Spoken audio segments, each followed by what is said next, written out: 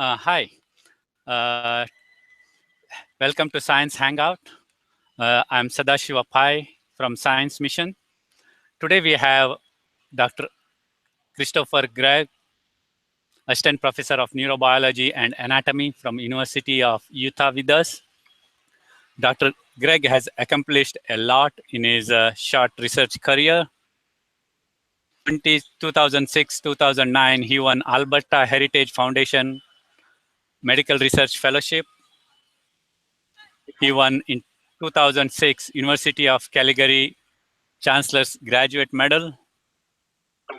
2007 to 2010, Dr. Craig received Human Frontiers Long-Term Fellowship. He won in 2008 American Society for Neurochemistry Young Investigator Travel Award. In 2010, Appendoff and Science Prize for Neurobiology. His work was named in 2010 NIMH Top 10 Research Advances of the Year. In 2011, Dr. Gregg was New York Stem Cell Foundation Robertson Neuroscience Investigator. In 2012, Dr. Gregg was capstone keynote speaker. 2013 to 2014, he was Associate Scientific Advisor, Science Translational Medicine. Again, in 2013, he was President F1000 faculty member, Genomics and Genetics section. Welcome, Dr.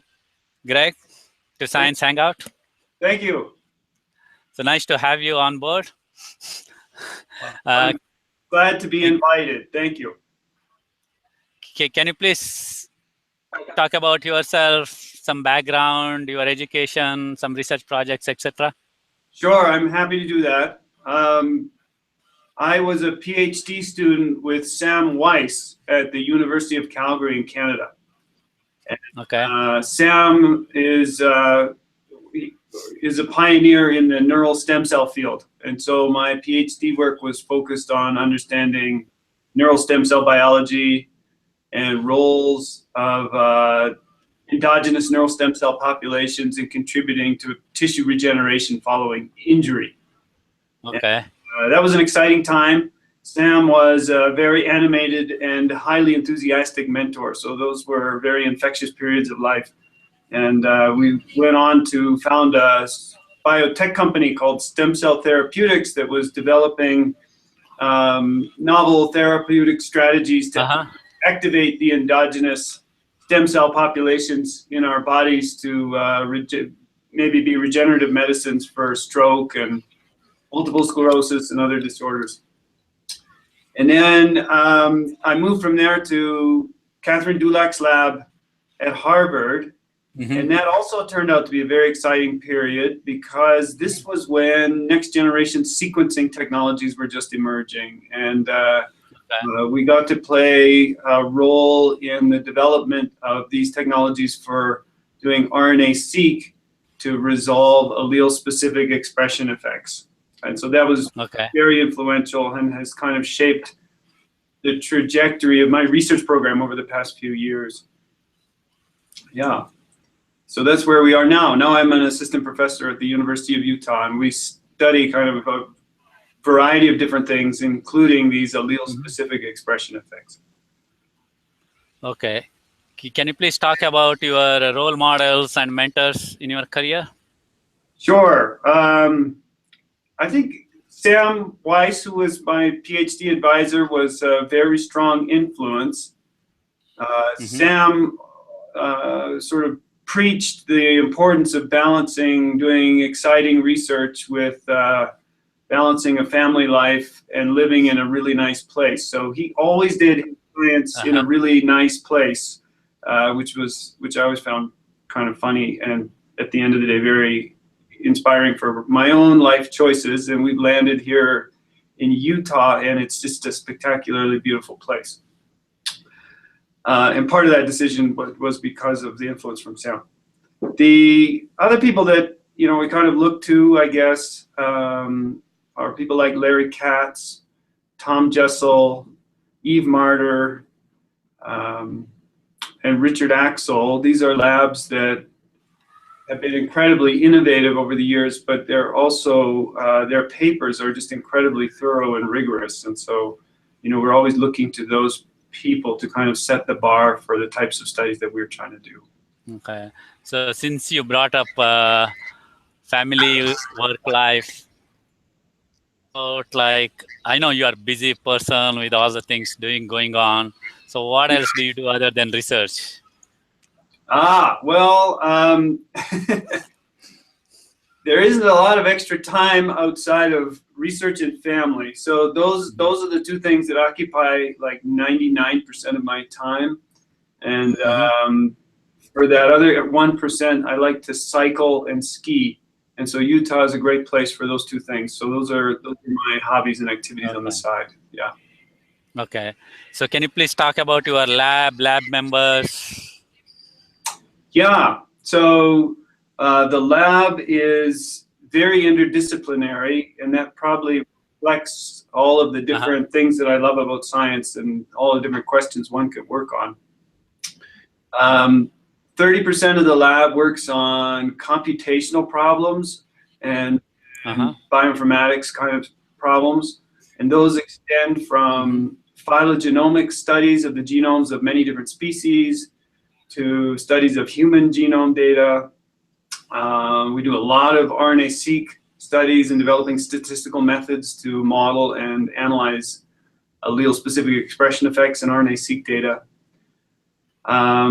And then the other 30% of the lab is wet lab based. So we have a full, large wet lab with molecular biology, biochemistry, and all of those tools, cell culture, and that type of stuff. So people are building tools.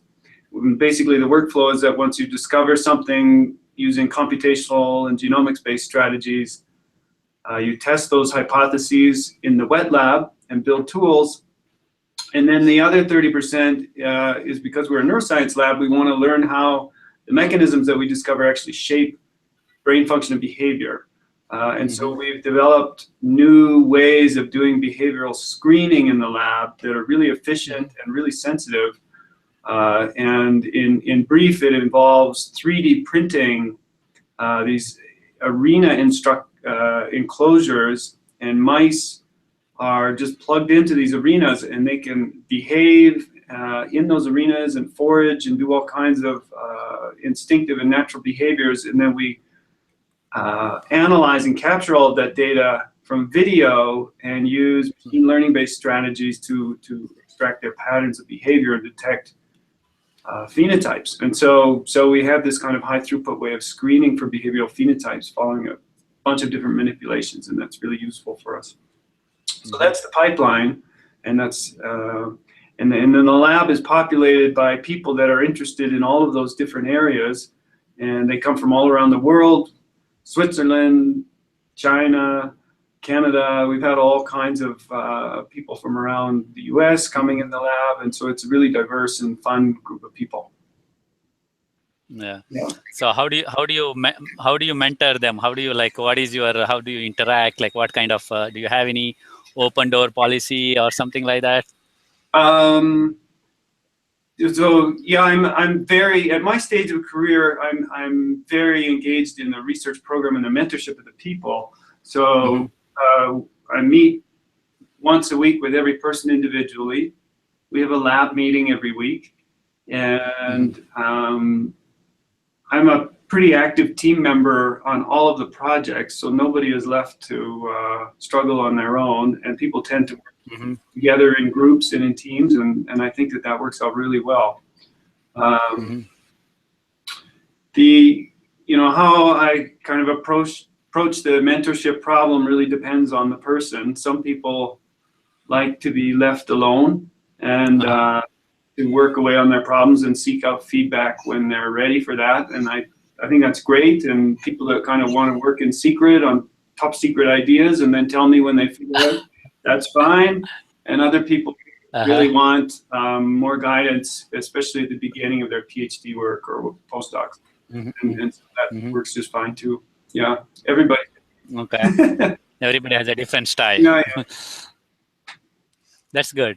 Yeah, let's talk about more science. You have been doing the stem cells and gene expressions and all those things, and I saw your recent work, pretty interesting. So can you please go ahead and present your work if you don't mind? Yeah, sure. So I'll present an overview of this new paper we just had come out in Neuron, which is about allele-specific epigenetic things. So I'll just share the screen here.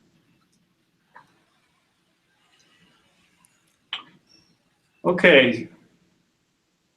So this story was the work of a graduate student named Wei-Chia Huang and a bioinformatician in the lab named Elliot Ferris. And the background to the project is simply that we wanted to understand what is the landscape of epigenetic allelic effects in the mammalian brain. And in most cases, the way people think about allele-specific expression, we all know that you get one copy from your mom and one copy from your dad for most genes in the genome, autosomal genes. And at the cellular level, we think in most cases that both alleles are expressed relatively equally. And so here's one example of kind of illustration of how that works. But if you get an epigenetic mark that impacts one allele and not the other, then you can get an asymmetry. And some cells may have these kinds of epigenetic allele-specific effects, and we're interested in learning more about those. And we think that there's a strong rationale for doing that because as we understand more and more about the genetics of mental illness, what's becoming clear is that most of the genetic risk factors are heterozygous, which means that just one allele is impacted. It's estimated that 80% of de novo coding sequence variants, for example, in autism are paternally derived. So the maternal allele is not impacted in those cases in the same way. 20% are maternally derived. 55% of de novo copy number variants only come from the mother. And from what we can tell, recessive mutations do not contribute appreciably to schizophrenia or autism risk. And we're learning more and more about the fact that paternal age is a risk factor for mental illness and other disorders because of an increase in germ cell mutations over age. And so over time, we get on average about 2 new mutations per year in the male germline. And so these accumulate over time. And epigenetic allelic effects can interact with heterozygous mutations in potentially interesting ways at the cellular level. Our current picture is of this kind of biallelic case where one allele is mutated and the other allele is wild type. And if you look inside of a cell, we would expect that both the mutated and the wild type allele would be expressed if we have a heterozygous mutation.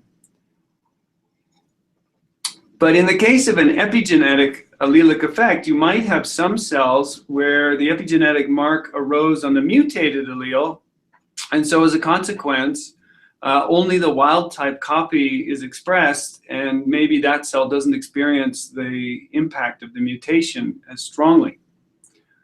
Or on the other hand, you could have a subpopulation of cells where the epigenetic mark silenced the wild type allele, and those cells only express the mutated allele, and that might be bad. And so one can envision a scenario where these sorts of monoallelic mutant allele expressing cells are contributing to dysfunction. We know a little bit about, or quite a lot, I suppose, about epigenetic allelic effects from a phenomenon called genomic imprinting. And this is a scenario where epigenetic marks are inherited on chromosomes you get from your father that are different from the marks that are inherited from the chromosomes you get from your mother.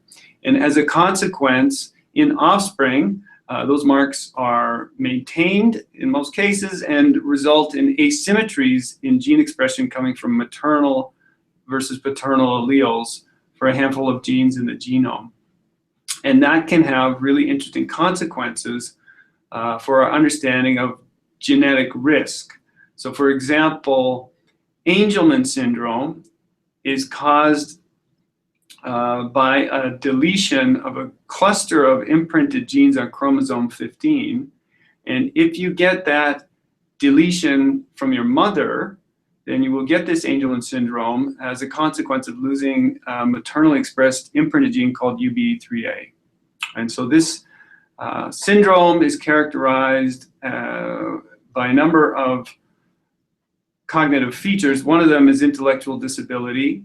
This is an autism spectrum disorder, and these individuals are characteristically very happy and affable. In contrast, if you get the same mutation from your father, so the paternal allele is impacted, but the maternal allele is not, you get a totally different disorder called Prader-Willi syndrome. And that happens because of the deletion of a bunch of paternally expressed imprinted genes in the same cluster. And so these individuals have an insatiable appetite that it develops later in childhood, schizophrenia and autism. They go through puberty early, and they develop morbid obesity. And so the take-home message here is these epigenetic allelic effects can interact with heterozygous mutations in interesting ways that shape disease risk. In this case, if you get the same mutation from your mom versus your dad, you get two different disorders. And we want to know more about this phenomenon and about the landscape of epigenetic allelic effects that exist in vivo. We know about canonical imprinting, like I just talked about. And in females, we also know about the phenomenon of random X inactivation. And this is the scenario in which some cells randomly choose to express the paternally inherited X chromosome and silence the maternal, and vice versa in other cells. And so you get this random monoallelic expression for X-linked genes. And we want to know, is that all we need to worry about, or are there other forms of epigenetic allelic effects that could be discovered in vivo and are existing that we don't know about? Our idea to start is basically to test the null hypothesis that maternal and paternal alleles are co-expressed.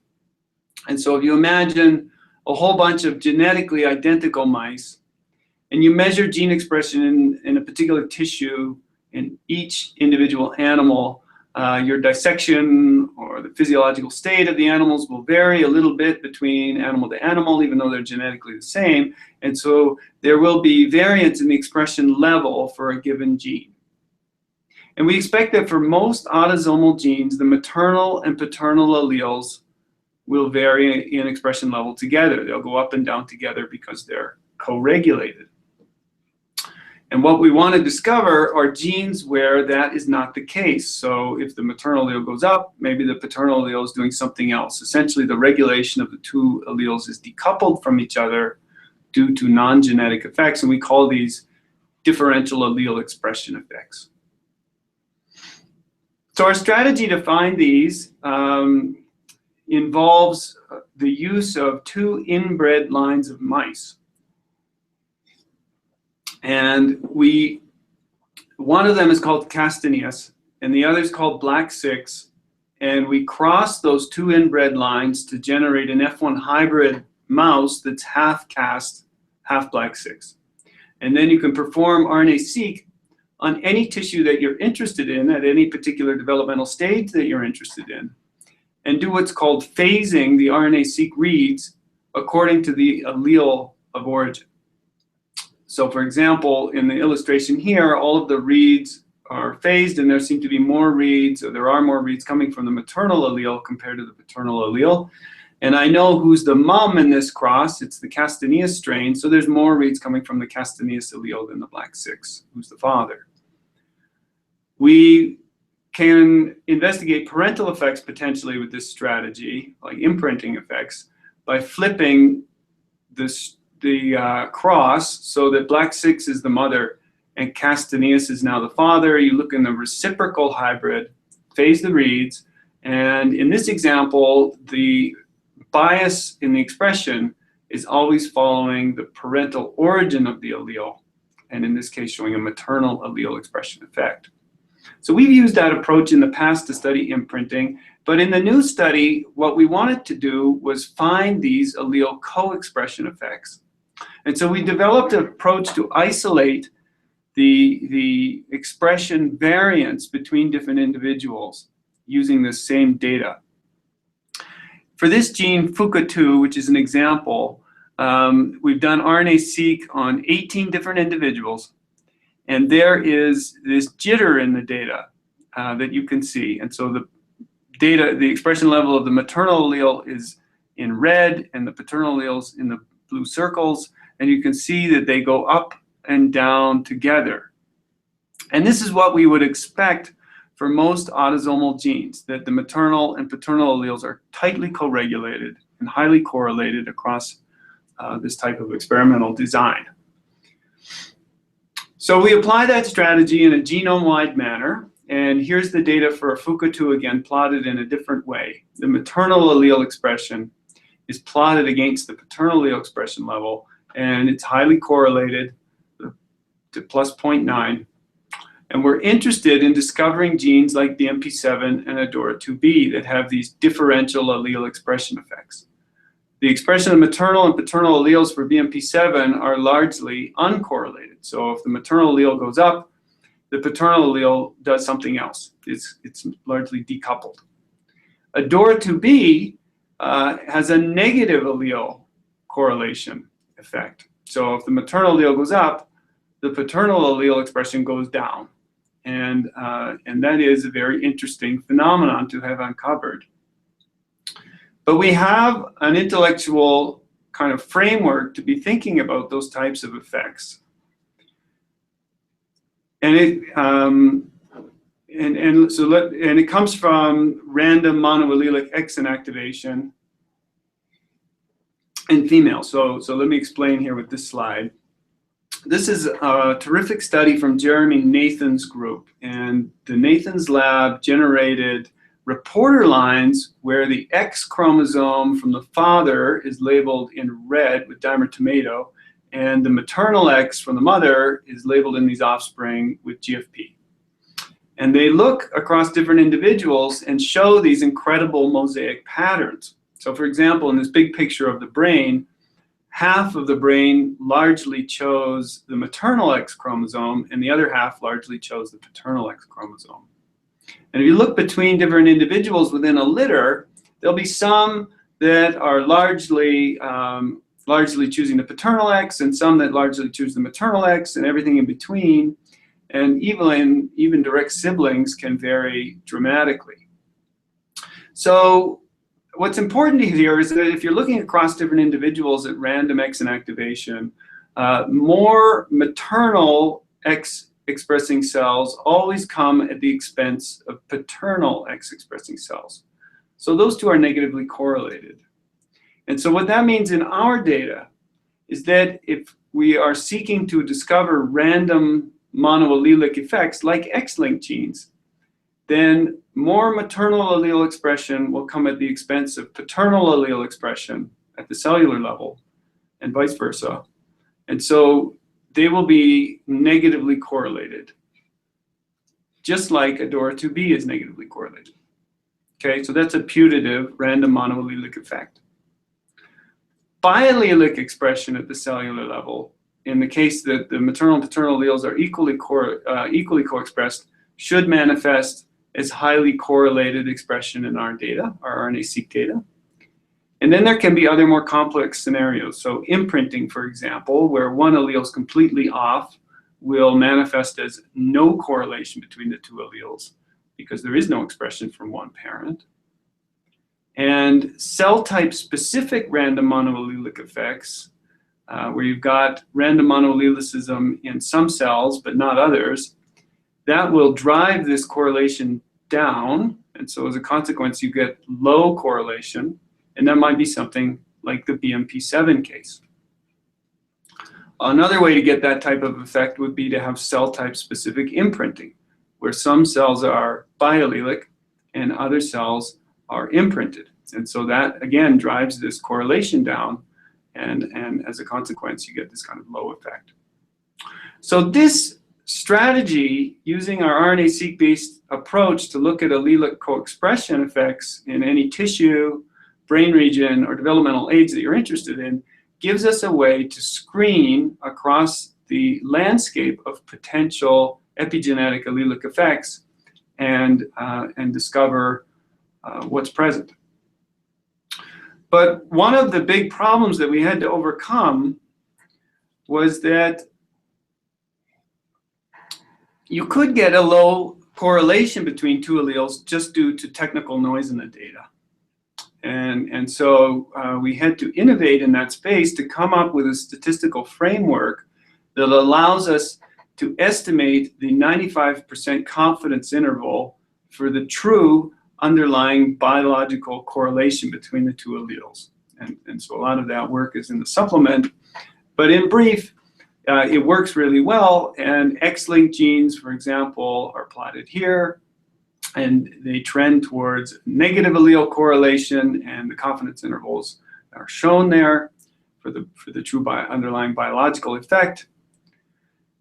Imprinted genes have no correlation between their alleles, and then here's an example of autosomal genes that have highly correlated alleles, right? So now we have this framework to do the screen, and we're going to do an in vivo screen to look at the landscape of allelic effects. First of all, in the adult female dorsal raphe nucleus. And that's an interesting area of the brain because it is the largest serotonergic nucleus of the brain.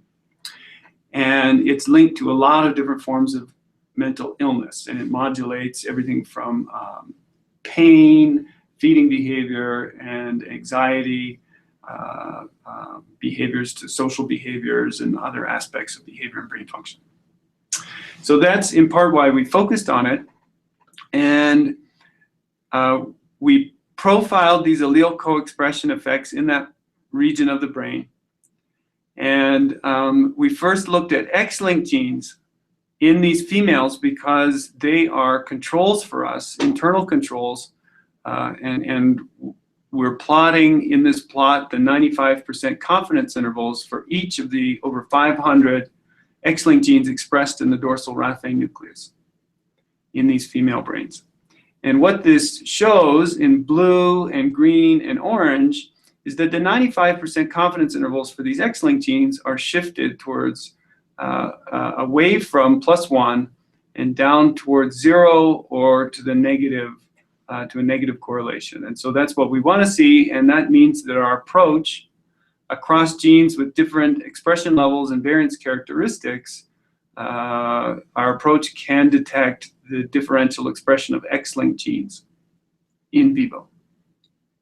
So now we apply the same screen to autosomal genes, and this is showing all the genes on chromosome 12, and what you can see immediately is that the whole distribution for the confidence intervals is shifted towards +1.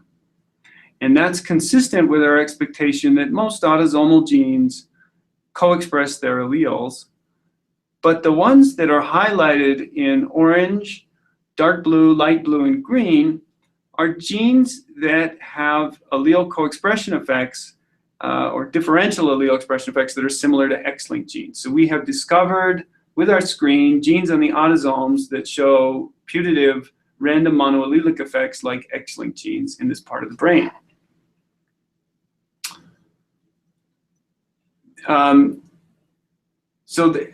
We then use the screen to study these differential allele expression effects at different stages and in different tissues and in different brain regions. So we profiled allelic effects in the neonatal brain at postnatal day 5 in the dorsal raphe nucleus, at P15 in juveniles, and in adults.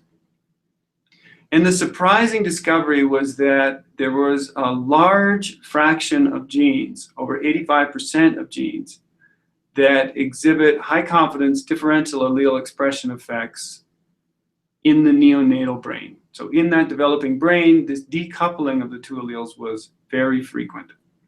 But the effects go away in juveniles, by and large, and only 10% of genes in the P15 raphe nucleus have these differential allelic effects. And similarly, in the adult brain, only 10%. So that's the orange, and the green, and the blue.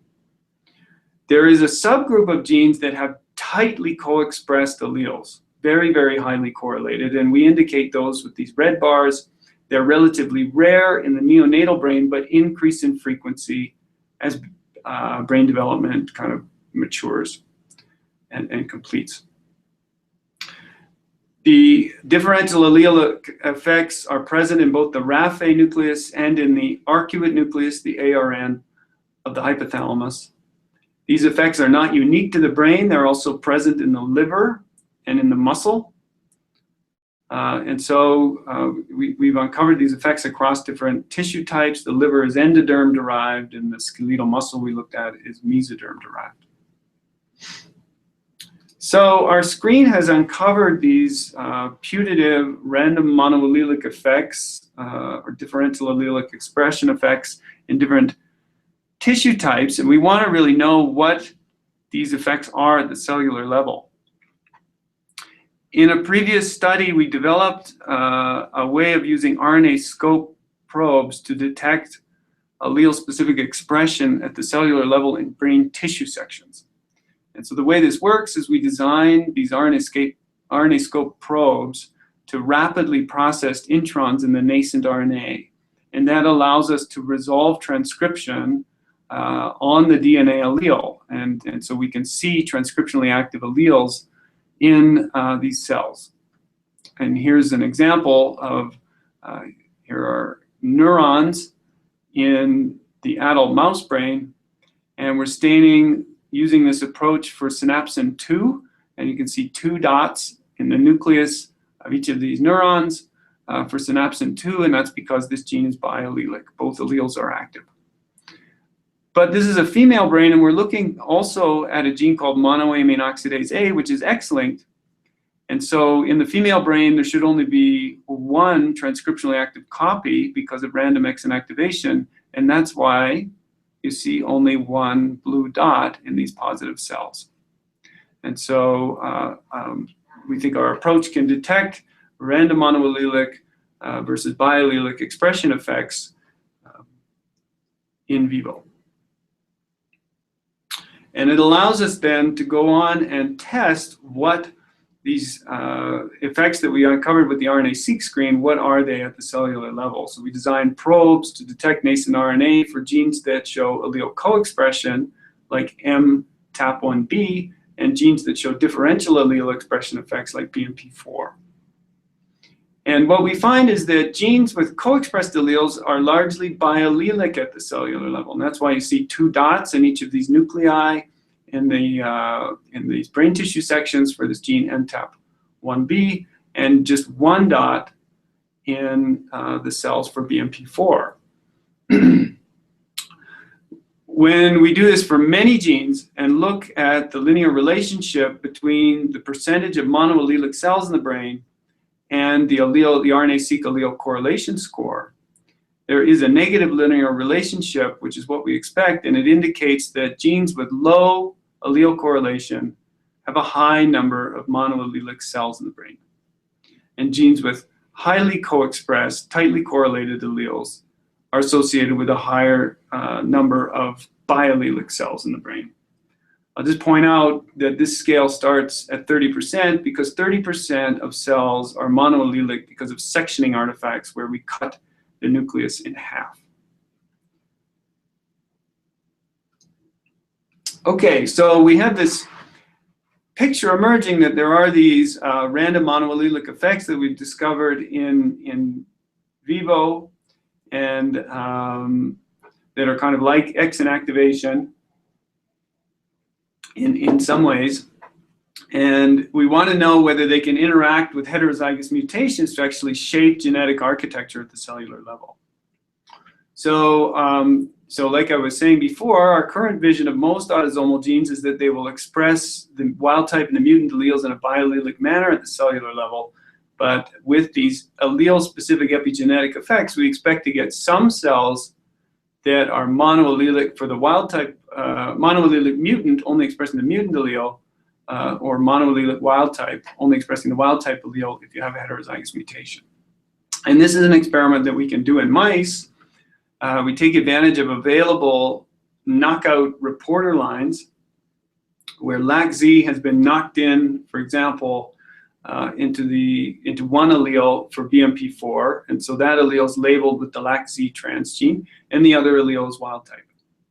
And now we design RNA-scope probes to the mRNA instead of the nascent RNA. We're detecting the mRNA here for LAC-Z and for the mutated allele, and for BMP4, the wild type allele.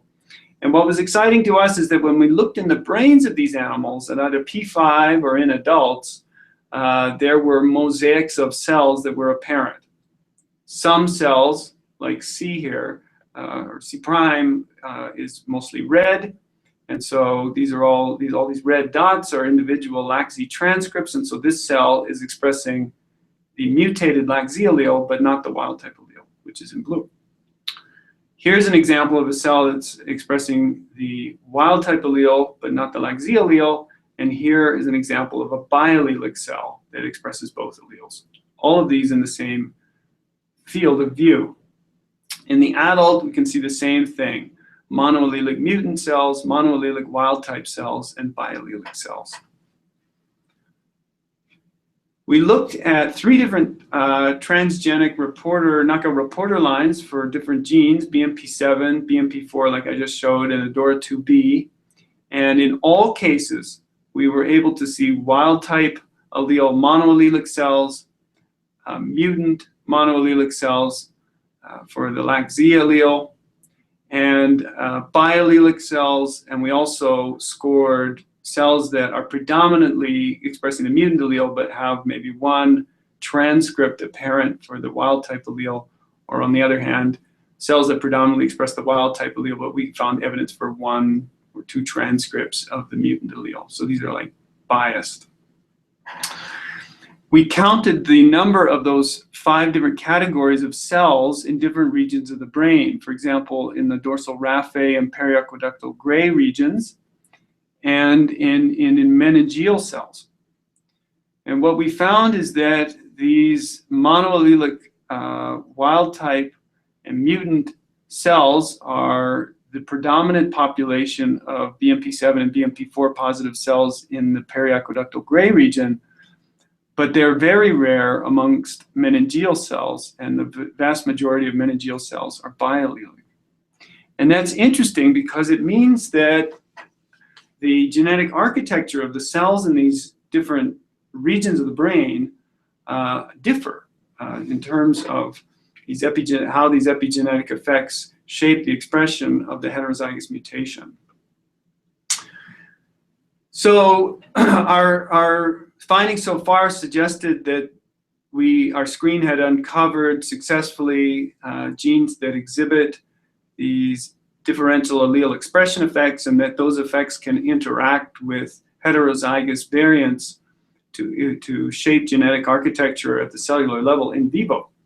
And the implications for understanding mental illness are potentially interesting because it means that one hypothesis is that some cells exist that are expressing preferentially expressing the mutated allele when you get a heterozygous mutation in a risk gene for autism, for example, or schizophrenia. And so we wanted to know whether these effects actually even exist in the primate brain, and if they do exist, do they impact genes linked to mental illness? And this turns out to be very challenging to do in humans, but we were able to do it in macaques.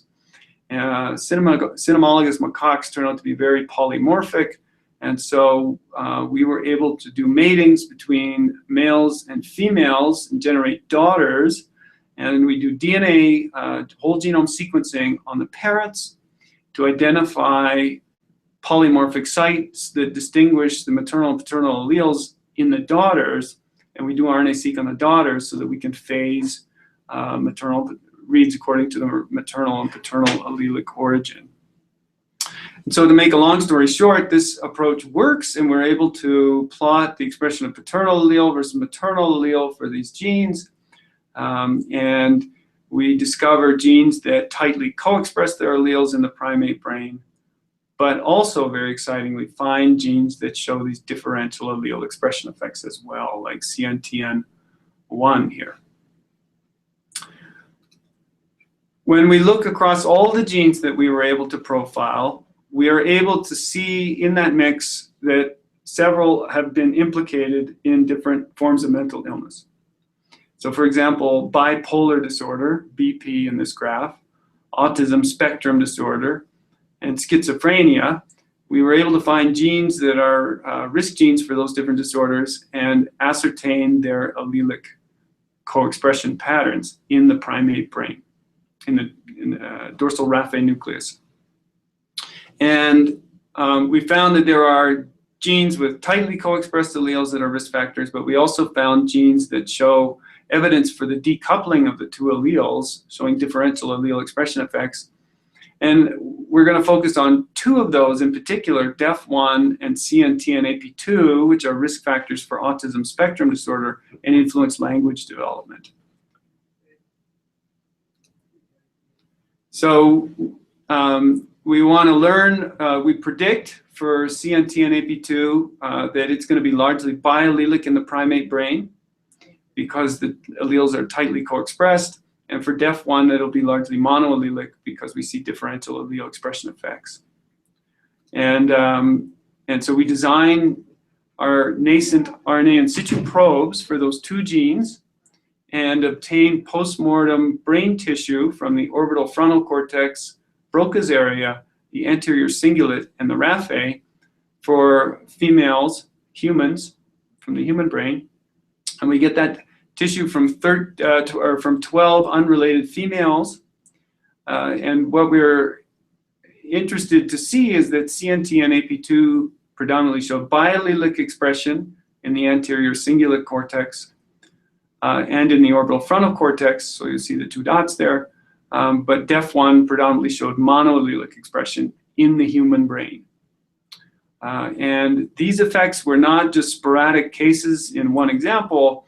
If you look across many unrelated individuals here, the orange bar shows the proportion of positive cells for DEF1 that are monoallelic, and the blue bar shows the biallelic cells, and you can see over 80% of the cells are monoallelic, and that's reproducible across different unrelated individuals. On the other hand, CNTNAP2 is predominantly biallelic, and that is reproducible across those different individuals. And so we think that these are effects that are non-genetic in origin because of their reproducibility across these people and between macaque and human. So we've learned that there appear to be diverse epigenetic allelic effects in vivo, and that impact all the major tissue types we've looked at so far and occur in both mice and primates. These effects shape genetic architecture at the cellular level and interact with these heterozygous mutations. And they appear to be very prevalent in the developing brain, but are reduced in the adult brain, nonetheless still impacting around 10% of genes.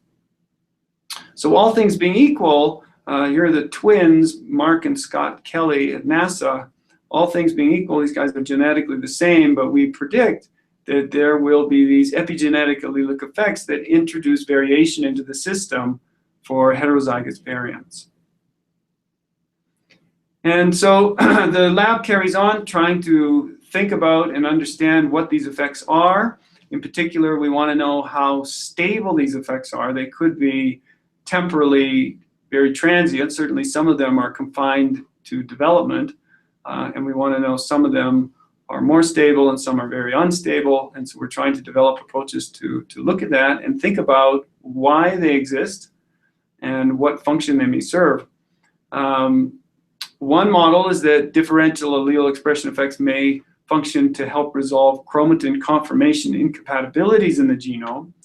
It's frequently the case that regulatory elements for one gene sit inside of introns for another gene, for example. So imagine gene 1 and gene 2 here, and a regulatory element maybe sits in the intron of gene 1, and as a consequence for gene 2 to be expressed, gene 1 needs to kind of fold and bring that enhancer element in contact with the promoter for gene 2. And this may be a kind of conformation incompatibility that does not allow gene 1 to be expressed, and so when gene 2 is on. So you can have both at the same time. And if you have that confirmation on both alleles, gene 1 doesn't get to be on, but gene 2 does.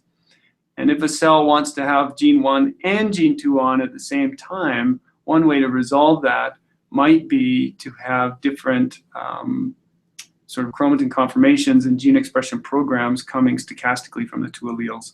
And that would allow gene 1 to be on and gene 2 to be on. And in that scenario. And indeed, in the imprinting field, there are examples of genes competing with each other for access to enhancers and these types of things. And having flexibility in how your two alleles are used may help to allow for diversity of different gene expression programs in a cell. We have learned that these differential allele expression effects are particularly enriched in the brain. And cells at this early stage of development are highly plastic, responding to environmental information and developmental signals. In a new study that is on its way, we've learned that human differential allele expression effects appear to be highly enriched in the adult in some cells like leukocytes. And these cells tend to be highly plastic and need to be able to respond to signals in the environment in order to respond to infection and these types of things. And so one idea is that differential allele expression effects might be important because they allow cells to be in this kind of poised plastic state. And that may be important in shaping cell fate during development. It may shape how cells respond to environmental signals, like critical periods of development, where you're getting, you have to, the brain, for example, needs to respond to sensory input in a particular way and stabilize that. Stress, diet, disease and infection, these types of things. We learned that we think these effects are likely important for shaping how heterozygous mutations are expressed, and we're going to learn in the future, I hope, whether they interact with heterozygous mutations to influence phenotypic variation and disease risk. So I'll just sum up. Here's a picture of the current lab, the beautiful background, the mountains behind the institute here. We're certainly interested in looking for talented students and postdocs who want to come and work on many different projects that are going on in the lab. Here are the funding agencies that supported this work, and the people that led the project I talked about today, Wei Chao Huang, a graduate student, and Elliot Ferris, a bioinformatician in the lab. And with that, I will stop.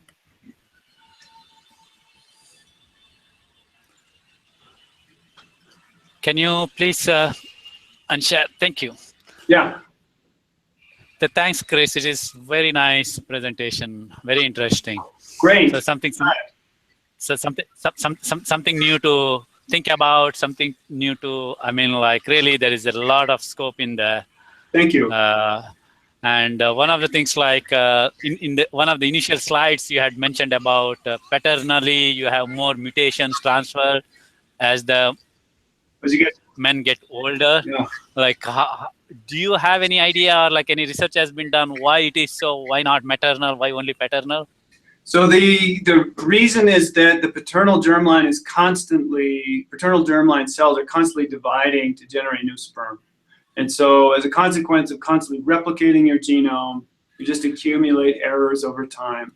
But eggs, oocytes, females are born with a certain number of oocytes, and that they're not continually produced throughout life, really. Okay. Okay. And does it have like, I mean, like these mutations, like I've seen, like with the mutations, like when you get older, you'll have more of these genetic disorders and all those things in your offsprings. Yeah. So, yeah. So how does it like in some you see, some you don't, like, does your allelic, like certain type of disorders have something to do with that? We think that for those mutations that are coming through the germline, these effects may shape how, what type of disorder an individual might get, what might be the sort of phenotypes that characterize that disorder, and whether they don't get a disorder. So, we know, for example, that all of us actually in our genome sequence have bona fide disease-causing mutations, something like about 100 on average, but we're all kind of walking around healthy and fine, right? And so there are a variety of different explanations for why that is the case, but we're interested in whether these allelic effects play a role. Yeah. So is there any, like, I mean, like, I'm asking the future question here. Yeah. Like, is there anything like, has anybody done anything related to these Alzheimer's or anything? Because why do some get, why do some don't? Does this allelic differential expression, does it matter? Yeah, yeah. So we're interested in those questions, and we are pursuing all of those questions right now. In part, the major goal is to develop understanding of the landscape of these effects in the human and the different regions, and in a healthy individual. And then we're collecting resources to map these effects in people that get disease and learn how these effects change in disease tissue. So your question is right on target. That's where it's going. Yeah. And is there any specific tissue you could use, or like, of course, the blood may not be the right thing to do, because blood cells really like their short half-life period. So is there any muscle, or like, is it something disease specific? Okay, some muscle disorders you may be able to, I mean, like in the humans, you can get samples of diseased and people who don't have disease. And is it possible to have a kind of repository, allelic gene expression differential in your case? Maybe you are prone to some muscle disorders down the road. Yeah, that's definitely of interest to us. We're finding so far that there's a lot of information we can get from human blood, but we think that, and we're doing studies of human brain. We haven't yet started to look at diseased human brain, but that's certainly in the queue, and those resources are absolutely available. We will be able to do that. It's just a matter of time and funding and management. Okay. I think we are almost out of time, Chris. So it's very nice talking to you. Really, I appreciate you taking time and joining us. Thank you so much. Thank you. See you later. See you. Bye.